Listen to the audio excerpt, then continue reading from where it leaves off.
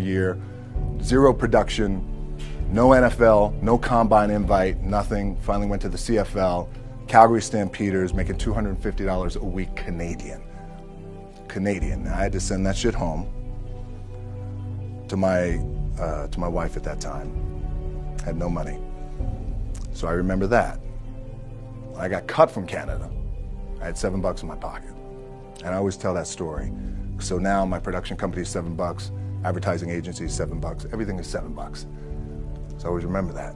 What helps me is to keep the hard times in the front of my mind, because it allows me to go into these big moments that I've worked my ass off, and you guys have worked your ass off. It allows me to go into these big moments with a different perspective.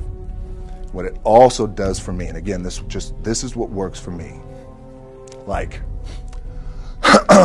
I keep my back, excuse my language, my back is up against this motherfucker. Every day, it's against this fucking wall. Excuse my language, ladies in the room. But it's up against this motherfucker because it's what I believe in. And when my back is against this motherfucker, then there's nowhere to go. But that way. That's it. So I feel like this could be something, an ideology and mindset that could help you, if you look at it that way. Because you made it already. We made it. We're successful boys, and we're lucky boys to be where we're at. Oh, you guys made it. Everybody's rich in the room. Nobody's going to get evicted anymore. Anything you got, there's no more money problems, right? You got a lot of hands out now. Hey, can I get a little bit? Can I get a little bit? Right? That happens. But when you make it, for me, I need this. I need this. So every day, my back is up against this motherfucker, and this is how I operate. Now, doesn't mean you don't smile. Doesn't mean you don't laugh and joke, right? You're happy. I'm a happy guy.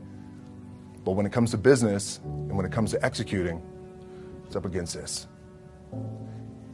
And I got to go that way. And I don't give a fuck who is in front of me. They're not going to stop me. I feel like for me, it feels seamless because you prepared for so long. But it's just like you guys prepping for a game. That's the fun part. That's where it's like, fuck, it's fun, man. People are paying their hard-earned dollars to come see you.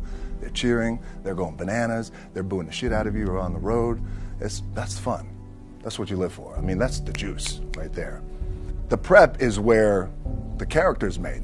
And I just don't mean the character I play. I mean the character in here.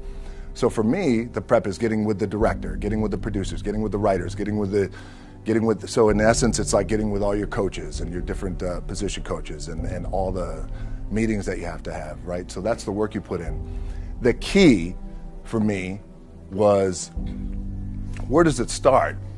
What's the anchor? What's the anchor? So I could have all these ambitions, and you guys have all these ambitions, which is great.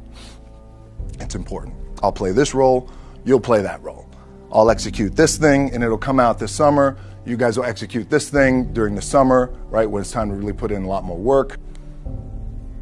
But the key with me is just always finding what the anchor is. And the fucking anchor is getting up at 4 o'clock in the morning every day before anybody else and grounding my thought process is in the no one will outwork me. No one.